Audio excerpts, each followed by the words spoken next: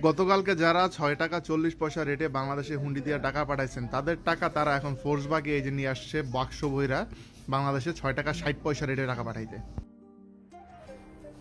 ৬ টাকা ৪০ পয়সা রেটে কালকে আপনারা টাকা ছাড়ছেন, গত শনিবারের কথা বলতেছি, গতকালকের কথা বলতেছি, সেই টাকা এই যে দেখেন আপনাদের সামনে, এই যে ৬ টাকা ৪০ পয়সা রেটে হুন্ডিতে যারা গতকালকে টাকা ছাড়ছেন তারা আজকে টাকা ছাড়তে ব্যাংকে দিয়ে গেছে ৬ টাকা ৪৪ পয়সা রেটে টাকা যাবে প্লাস 2.5%, মানে ৬ টাকা ৬০ পয়সা পাবে।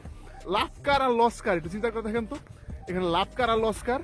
আপনি দিয়ে আসছেন ৬ টাকা ৪০ পয়সা রেটে গতকালকে হুন্ডির টাকা, হুন্ডি সেই টাকা আজকে হইতেছে গিয়া ব্যাংকে দিয়ে গেছে, এই যে তার প্রমাণটা দেখেন, হুন্ডি সেই টাকা ব্যাংকের দিয়ে গেছে ৬ টাকা ৪৪ পয়সা প্লাস 2.5% মিলে হয় ৬ টাকা ৬০ পয়সা রেটে বাংলাদেশে টাকা ছাড়তে। টাকা তো রেমিটেন্স ঠিকই যাইতেছে, রেমিটেন্স তো ঠিকই বাংলাদেশে যাইতেছে। আপনি মানে মনে শান্তি পাইতেছেন যে আমি হুন্ডিতে পাঠাইতেছি, কিন্তু হুন্ডি আলারা কি করতেছে, সে ব্যাংক দিয়ে টাকা পাঠাইতেছে। লাভ কার? লাভ হুন্ডি আলার, আপনার না, দেশের সরকারেরও না, দেশেরও না, লাভ হুন্ডি আলার। তাই আপাতত বলবো টাকা পাঠায়েন না, যতটুকু প্রয়োজন ঠিক ততটুকু, থাকা খাওয়া খরচ বাবদ ১০-১৫ হাজার হাইয়েস্ট মান্থলি পাঠান, বাকি টাকাটা আপনার কাছে সেভিংস করে রাখেন। আর এইভাবে চলতে থাকলে টাকার মান আরো বাড়বো, টাকার মান আরো বাইরে যাবো, তখন পাঠায়েন, আপাতত বাদ দেন। আপাতত দেশে টাকা পাঠায়েন না, যতটুকু খরচ ততটুকু পাঠান, না হুন্ডি না ব্যাংক, কোনো বইতেই পাঠানোর দরকার নেই টাকা।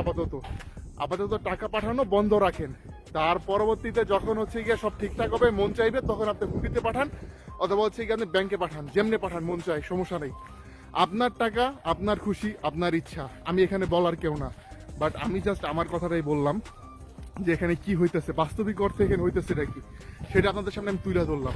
এখন আপনার ইচ্ছা, আপনি কি করবেন, পাঠাবেন নাকি না পাঠাবেন, আপনার খুশি, আপনার ইচ্ছা, আপনার টাকা, যেমনি মন চায় এমনি উড়ান, সমস্যা নাই, আমার গালিগালাজ করতে আসেন না।